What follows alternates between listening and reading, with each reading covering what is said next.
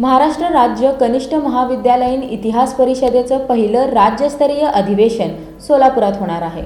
महाराष्ट्र राज्य कनिष्ठ महाविद्यालयीन इतिहास परिषदेचं राज्यस्तरीय पहिलं अधिवेशन सोलापूर शहरात होणार आहे। ही माहिती संयोजक प्राध्यापक स्वामीनाथ कलशेट्टी यांनी पत्रकार परिषदेत दिली। दिनांक 30 आणि 31 डिसेंबर रोजी श्री वीर तपस्वी मंदिरात ही परिषद होणार असल्याचं त्यांनी यावेळी सांगितलं।